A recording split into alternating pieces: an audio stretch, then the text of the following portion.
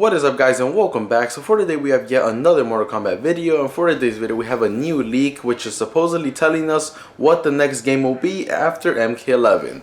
But anyways, before we get into any of that, like always, be sure to smash that subscribe button if you haven't already. So with that being said, let's get right into the video. Alright guys, so we finally have a leak. I haven't done the leak in actually like a hot minute, like probably around 2 weeks. And the reason why is because there weren't really any leaks coming out. Now this one did come out a few days ago, and it's not even about MK11. As I said in the beginning of the video, it is supposedly telling us what the next game will be after MK11. And if this is true, I honestly wouldn't be that shocked. However, I would be a little bit disappointed. But anyways, enough of that. Go ahead and check that out. Now, as always, I'm going to read it first and then we'll discuss it. So this leak says, for a while now, a lot of the MK fandom has been speculating on what exactly NRS's next title is going to be. Some ideas thrown out there consist of a Marvel IP, Marvel vs. DC, Injustice 3, etc. I regret, or am pleased depending on how you look at it, to inform you that NRS's next game is instead a brand new title named Fire and Ice. If I'm not mistaken, this was a scrapped project from the midway era of Mortal Kombat quite a while back. Well, apparently it has been greenlit once more. The following information that I'll be presenting in this post comes from the compiled details provided by sources I've been in contact with for the past few months. Their intel includes the following. The new IP currently being produced by NRS is a Shaolin Monk sequel called Fire and Ice. The game, as most of you might have already assumed, will follow the story of Scorpion and Sub-Zero, Kuai Ling's, as they make an alliance to take down those who have wronged them. The game will be separate from the current NRS MK universe, though a lot of details from MK9 to MK11 will be kept for the Fire and Ice's narrative, such as Quan Chi being responsible for the death of Hanzo's family, etc. The game will play like a 3D action beat-em-up. The game will also take some gameplay elements from MK11's Crypt and will incorporate a system in which gear, artifacts, and currency can be obtained throughout the player's exploration of the game's map, which is said to include nearly all of the realms within the MK universe, Chaos Realm, Order Realm, Outworld, etc. Meaning that it will be put to short one big ass map.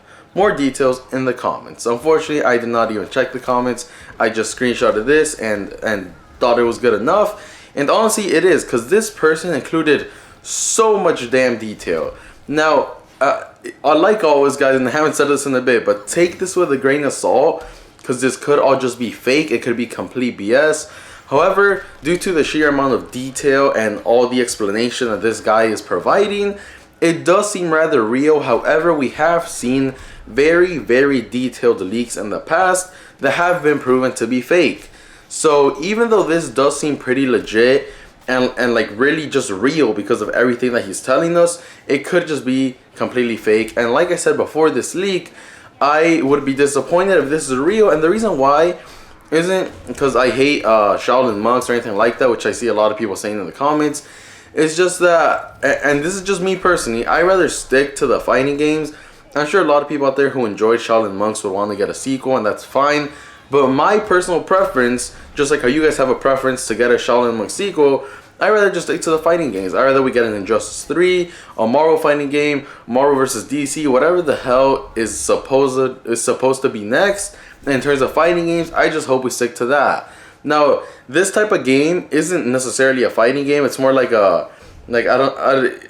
said, a 3D action beat 'em up game, which isn't like MK11, isn't like Injustice. It's a whole different type of game, which a lot of people do enjoy. Me personally, not too much.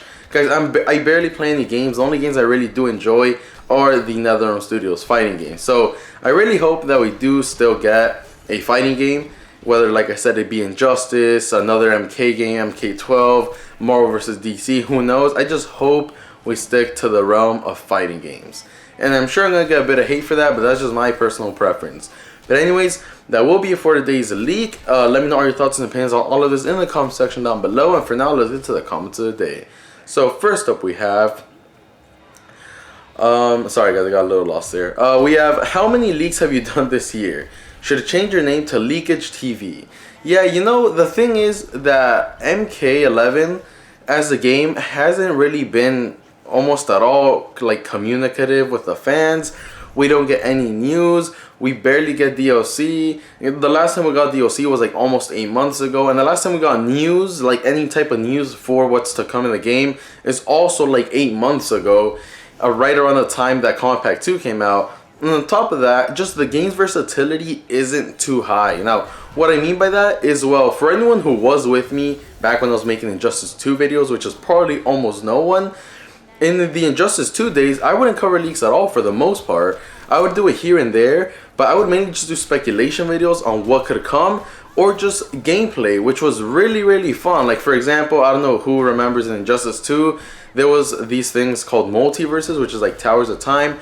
And it was really different. If you beat a multiverse, you would get like a random ability or a random shader. And I remember I would post videos called unlocking a random ability, and man, it was so fun. In one of the videos, I actually did unlock the Staff of Grayson, which is one of the most demanded abilities in the game for anyone to get.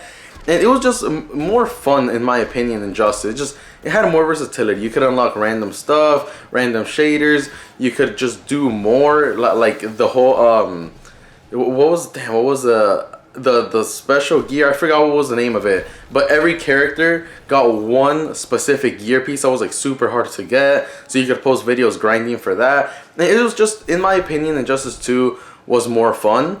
I'm not saying it was a better fighting game, but it was definitely more fun for me, especially since I'm a huge DC Comics fanboy, and I just enjoyed it more. However, for MK11, the only thing that's really keeping it relevant at this point is leaks. Like a lot of people said in the comments, the only thing keeping MK11 relevant is leaks for what's to come, more specifically Kombat Pack 3. But aside from that, there's not much to it. So yeah, guys. Next up we have, honestly, I still have hope for E3. I'm glad you said that, because me too. And on top of that, I will be streaming E3 today. It starts today officially. And there is already something going on right now for E3 as we speak, but it's like some indie game show off, like an indie game special feature, I don't know the hell, showcase, I guess. And I personally am not too much into indie games. I'm barely into games at all, so I'm not gonna stream that. What I will stream is I think it's the Ubisoft